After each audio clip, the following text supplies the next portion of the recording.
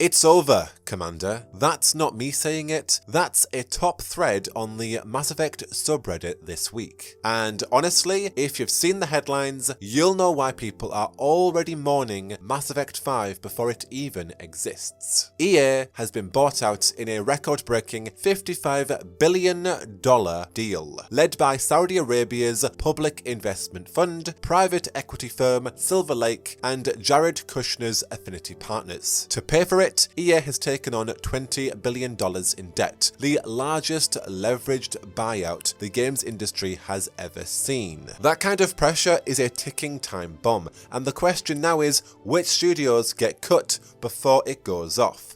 BioWare, with its long timelines and recent shaky track record, looks pretty vulnerable. But for fans it feels like deja vu. We've waited 8 years for another Mass Effect. We've watched Dragon Age lurch through a decade-long development hell. We've heard the EA horror stories. But now we're staring down a deal that analysts are already warning could mean mass layoffs, aggressive monetization, and ruthless cost cutting. And then there are cultural questions. What happens when a studio best known for branching stories, character relationships, and progressive themes is now tied to Saudi Arabia's sovereign wealth fund and the US conservative sphere? So let's unpack what this deal is, why BioWare is right in the firing line, and what Mass Effect's future means now with this new Electronic Arts taking over. Spoiler, I do have one tiny, half-delusional modicum of hope, but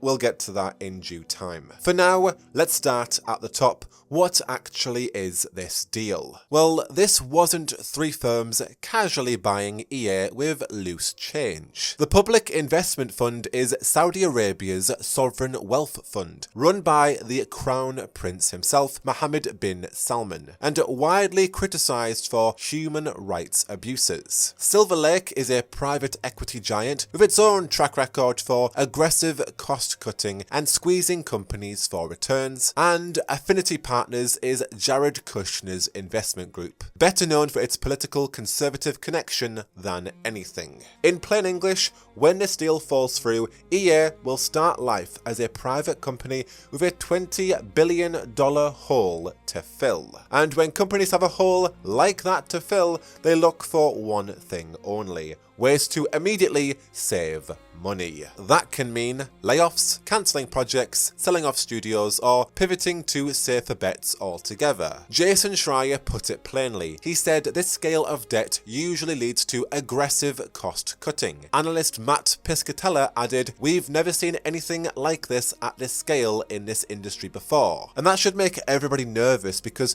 no one knows what EA looks like under this kind of pressure. And that is the worry for BioWare. They're not a revenue giant like FIFA Ultimate Team or Apex Legends. They're a studio that takes, 5, 6, 7, heck, 10 years to make a single game, and right now, the one that is currently in the oven, Mass Effect 5, is at least years away. And so now to have investors staring at a $20 billion bill, Mass Effect 5 doesn't look like an asset, it looks more like a risk. Which explains why, right now, Mass Effect fans are already posting obituaries for a game that technically still exists. Because this isn't the first time we've seen what happens when investors pile debt onto a game company. The pattern is almost always the same. Jobs get cut, projects get canned, and studios are ultimately left hollowed out completely. The obvious places EA will protect are of course the big earners, the sports titles, Madden, FIFA, and to some extent Apex Legends and Battlefield. The reliable live service money printers. We can presume those aren't going anywhere. But what about BioWare? Let's be blunt, BioWare hasn't had a blockbuster hit in years. Anthem imploded, Andromeda disappointed, even Dragon Age the Veilguard, which finally shipped after a decade in the oven, underperformed financially. To the suits, it looked expensive and risky. Mass Effect 5, from a financial perspective, makes BioWare look like a studio pouring money into a project that won't pay out anytime soon, a prime candidate for cuts. And unfortunately, we now know that this isn't just theory. A new report from Insider Gaming, echoed by DualShockers, claims EA was already exploring selling BioWare earlier this year, right after Veilguard launched. Its failure to hit internal targets was apparently enough for EA to test whether the studio still belonged in their portfolio. One developer told Insider Gaming, "Look at the negativity that came after Dragon Age. If we felt it was only going to get worse then, you can imagine what some of us think now." Others admitted they're already updating their portfolio and putting out feelers for new jobs, because to them it feels like only a matter of time. So BioWare was already on shaky ground to begin with. Now with $20 billion of debt strapped to EA's back, the fear is that the studio's lifeline could be the first to snap.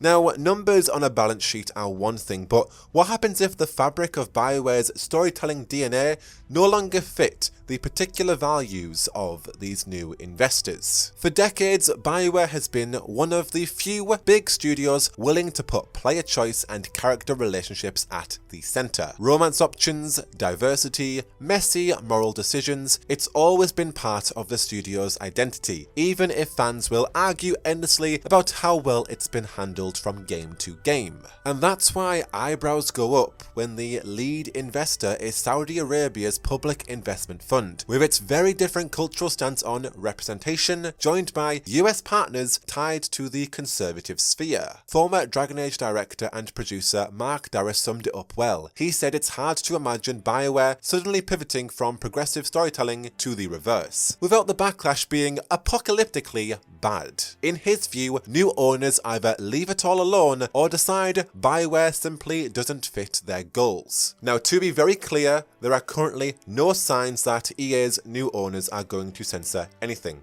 However, given who these investors are and their very particular cultural differences, people are understandably nervous. Okay, so after all of that doom, let me now offer my tiny sliver of hope. And I do mean tiny, like an atom of an atom. You can pretty much call this copium. Because when a company takes on debt this massive, there are really only two ways to pay it back. You either squeeze your existing assets for every penny, layoffs, live service, mobile ports, all the usual suspects. Or, as recent reports suggest, as EA was already considering with BioWare, you sell off what you can. That second option is the one that I've seen many cling on to. Just imagine EA looking at Dragon Age, looking at Mass Effect, and deciding, you know what, these IPs just aren't worth the risk, and then selling them to another publisher or another studio. I know, it sounds like pure fantasy, but stranger things have happened when debt collectors come knocking. Even Mark Darrah has said one of the biggest problems of AAA games is how they're shackled to the short-term demands of investors. Games like Mass Effect and Dragon Age take years to make, years where money is being spent without much coming back in. That works fine if you're a patient investor, but in the public trading world or under the kind of pressure this deal brings in, it's a nightmare. So yes, maybe, if EA is desperate enough, they offload IPs to make quick cash. That means BioWare's worlds could one day live elsewhere, under developers who actually understand them. That's the pipe dream, that's the glimmer I am holding on to. This is not completely likely, and who's to say another studio just as bad as EA come and buy Mass Effect or Dragon Age? This certainly is not rational. But when you've been waiting this long for the next Mass Effect game to begin with, and when we are dealing with a situation as chaotic as this buyout, you know, sometimes irrational hope is all I've got. And so to answer my own question, is Mass Effect 5 doomed? I'd say no, at least not yet, but we simply cannot pretend things look rosy. BioWare has survived a lot, and somehow it's still here, albeit the entire Dragon Age team was laid off and there is a very small skeleton team working on the next Mass Effect game, but even so, BioWare remains. However, this buyout, this is their hardest trial yet. And the truth is, nobody knows what is going to happen next. Not Jason Schreier, not all of the financial analysts, not even EA's own staff. We've never seen a buyout of this size, with this much debt, and with investors this politically loaded. And that means the future of BioWare, of Mass Effect, of Dragon Age is completely hanging in the balance. It's now a waiting game. The deal finalizes in Q1 2027, and only then are we gonna see how deep these cuts go. In the meantime, I will of course keep you updated on the next Mass Effect and of course what this buyout is going to mean for the future of the series. With N7 Day around the corner as well, there is likely a chance we will see some kind of teaser on the next Mass Effect. So if you want the news and the reality of where BioWare currently stands, you are of course already in the right place. But do let me know all of your thoughts down below on this entire deal, on the future of BioWare, on what you think, and hell, do you feel like we could see some miraculous studio come in and buy the IPs of Mass Effect and Dragon Age, like a Larian Studios, like an Owlcat, any kinds of studios you would like to see who could actually logistically do this? Do let me know all your thoughts down below. But until the next one, I have been Jackdaw, and I should go. Whoa, whoa, whoa, whoa, whoa, whoa, whoa, whoa.